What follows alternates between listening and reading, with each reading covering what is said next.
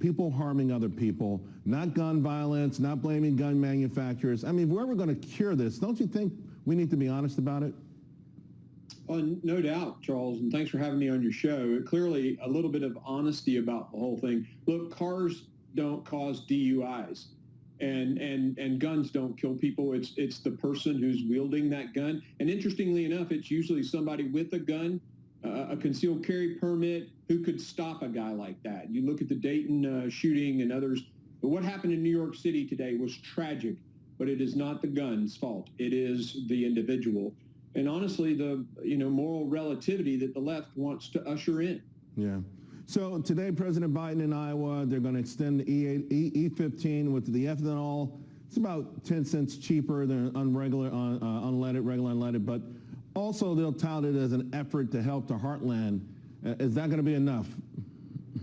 Not at all. I mean, what we've got to do is turn our energy sector back on. He's already depleted the strategic reserves by over 50%. What he's doing is basically risking the national security of America to make a very small dent in the gas prices, and then he can claim victory of some sort. But honestly, this isn't going to make any difference at all. Yeah, already experts in the oil area are saying by the time the summer driving season comes back, watch out. We'll be down on the strategic petroleum reserve. Some of these areas, like the Henry Hub, don't even have any at all, zero. So we're in a worse predicament. I want to ask about another thing with respect to the economy. A great report from Penn Wharton this week showing just how much expenses grew over earnings for the poorest household families out there. And we see this, we understand it.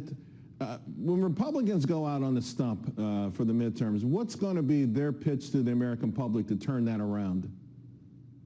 Well, obviously, if you pour money into an economy, and that's what the Democrats have done, both, with the Democrat-led Congress responding to COVID and this president and his spending packages, they've poured a ton of money into the economy with a fixed, in fact, a declining amount of goods. The supply chain, which is also a failure on their part, and obviously prices have gone through the roof. And also, we've seen a decrease in wages, which in real wages, and to your point, down 2.7% last month, negative. But what are Republicans going to say? What would be the pitch to say we're going to turn this around? Well, honestly, we've got to get control of spending. I mean, and I know people are sick and tired of Republicans saying that. I get that, Charles, but we're committed. We've got task forces that are putting together legislation to do just that. We've got to confront hard decisions on our debt. Look, if the interest rate goes up in response to this inflation, it's going to kill us on a cash flow basis, because for every point the rate goes up, that's $300 billion servicing the debt. So, I mean, we're in a quandary, and it's got to be fixed. It's going to take discipline, and we're ready to do it. Before I let you go, I want to pivot out to the Russian invasion of Ukraine. Apparently, India is working on a massive trade deal with Russia. This just a day after President Biden tried to dissuade Modi, from doing anything with Vladimir Putin. Meanwhile, Russia gearing up for more attacks. They've got a bloodthirsty general who's running things now.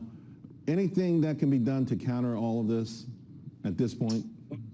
We need to do far more sanctions with Russia. The stair-stepped approach is just not working. We need to do a complete shutdown on their economy. And we got to push harder on people like India. India is in a unique situation. They have a lot of equipment that they had from Russia. They need that equipment serviced in order to confront China. We need to step in there with our military industrial complex and help the Indians in this precarious situation. And maybe then they can shut down Russia too. All right. Representative Green, we covered a lot. I appreciate it. Thank you.